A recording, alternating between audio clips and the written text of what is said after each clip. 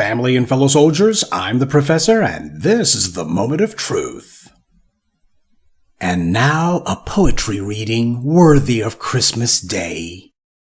'Twas the night before the midterms, and all through the Beltway was heard seething from a loser who we thought went away, a tool of the system who said she couldn't be bought, when in reality she was just a professional thought.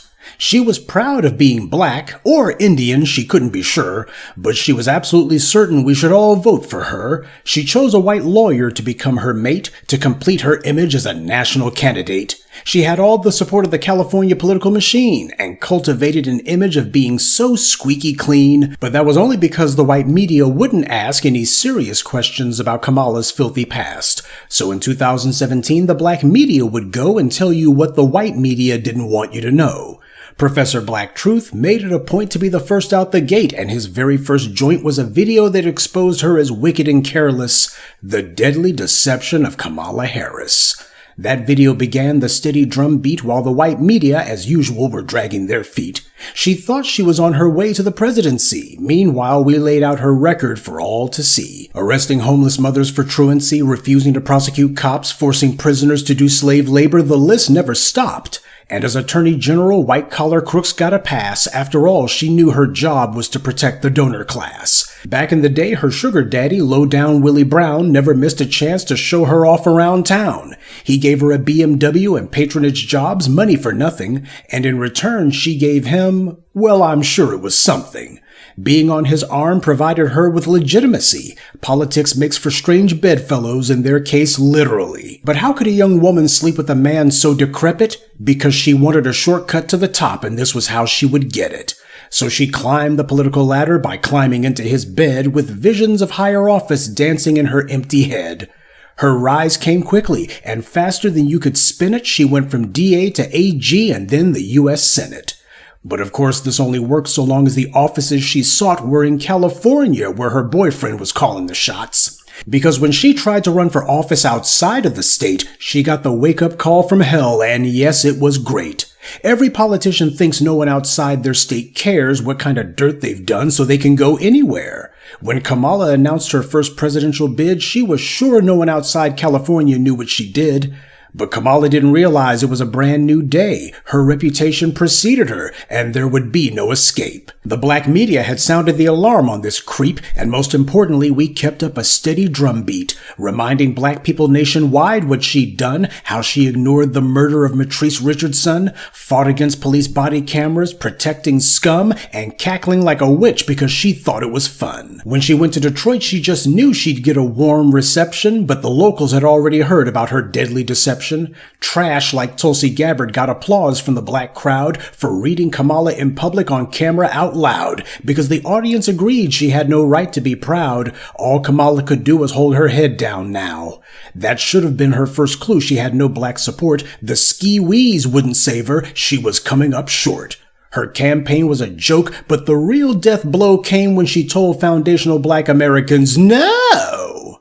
When she launched her campaign, she was so confident there was no way she wouldn't become the president, but she crashed back to earth with a pitiful shout, becoming the first Democrat contender to have to drop out. Then Biden threw her a lifeline, making her his VP, but she still didn't have a clue what it took to lead. So when Biden's mental decline forced him out of the race, Kamala was the one they put in his place, but she then went on to fall flat on her face, losing the popular vote and every battleground state.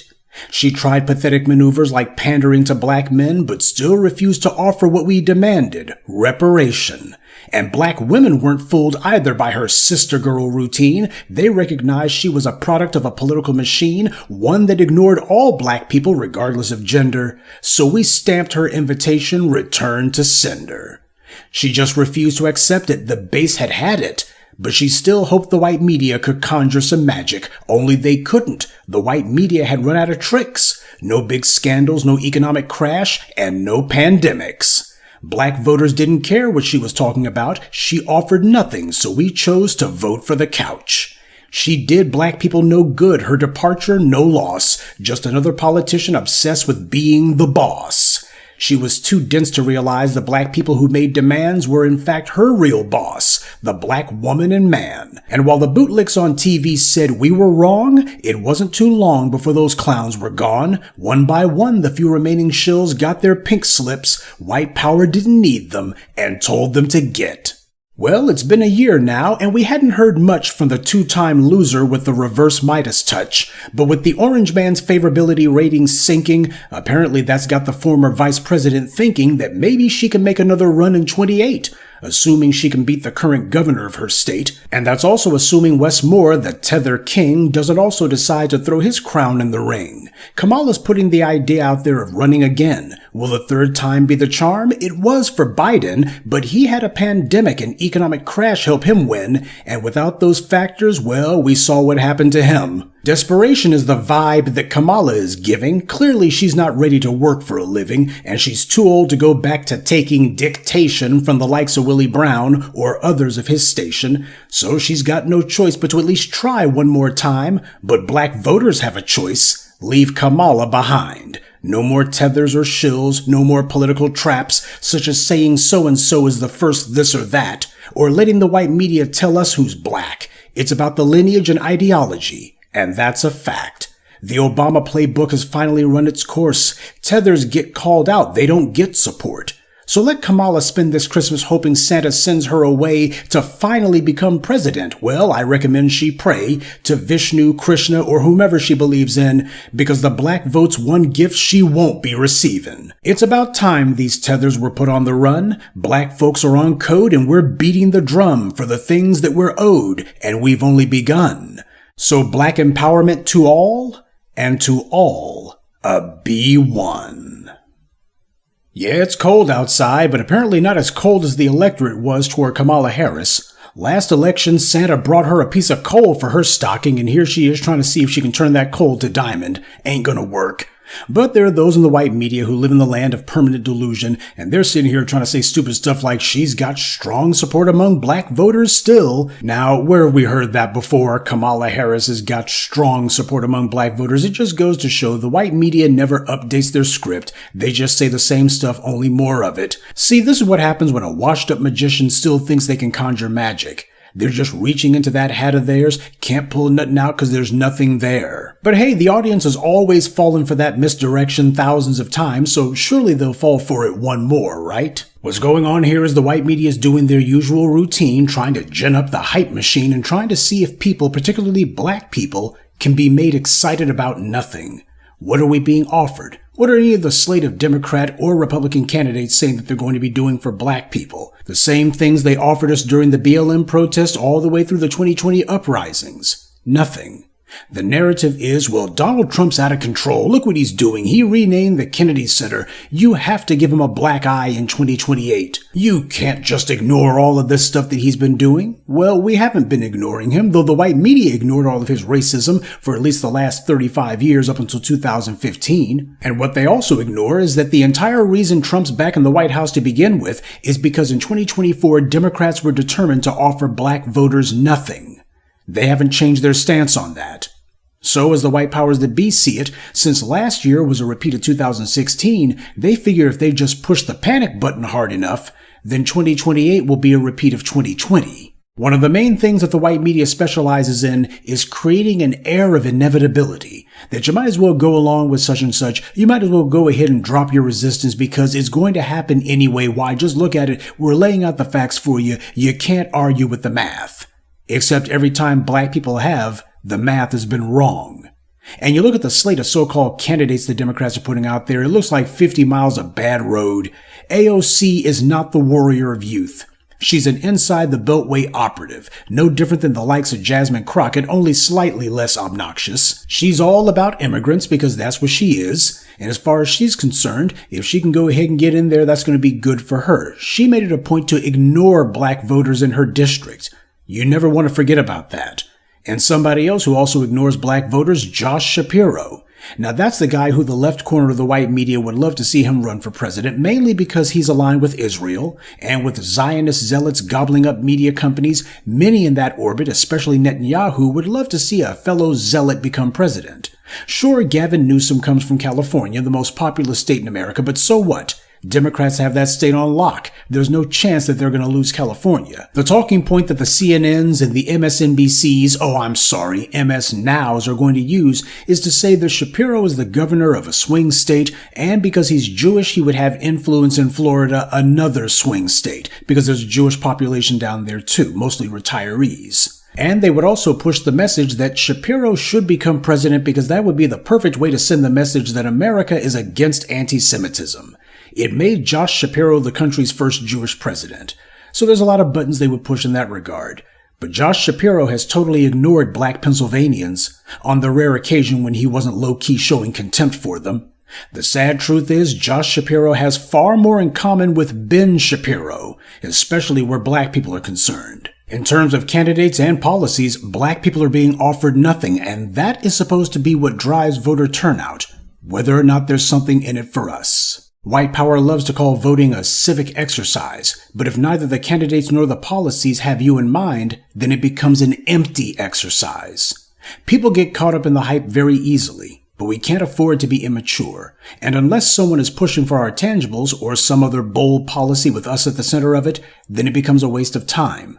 Now, this is not to say that voting is a bad thing. It's to say that if you're showing up and there's nothing on the table, then what are you doing? The Democrats deliberately allowed the Republicans to put a bunch of Federalist Society operatives on the bench because they wanted a way to stop policies specifically for us, but without having their own fingerprints on it. Just look at what Democrats have done in states like California and Maryland, where the Democrats control the legislatures and the governorships. Now, in those cases, they actually have the threat of actually facing political repercussions for it. But on the other hand, if they allow these Federalist Society flunkies to do their dirty work for them, they can just say, well, there's nothing we can do, and that's why you need to vote Democrat. Never mind the fact that the Democrats made backroom deals to allow the Republicans to do this in the first place. They are as opposed to policies for us as the Republicans are, and yet you'll have the mushy-headed morons who'll say, but Professor Truth, we got to vote for somebody's. Yes, we've got to vote for whomever shows us that they're going to push policies for our lineage. Black people are the only ones who we see the politicians and the judges claiming that nothing can be done specifically for us. They don't ever do that with any other group, because everyone is aligned with white supremacy except for us. White supremacy isn't based on Asian hate or anti-Latino sentiment or anti-Semitism or anti-anything else.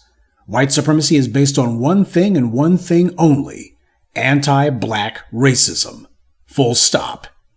And who the hell is running for president who's fighting against that? Not even one of them. Those of you who have been thinking of running for office, it's probably time to stop thinking about it and start doing it. And that doesn't mean running for mayor or governor necessarily. Politics is a food chain. And starting with the school board is a pretty good way to get on the bottom rung of that ladder and start working your way up.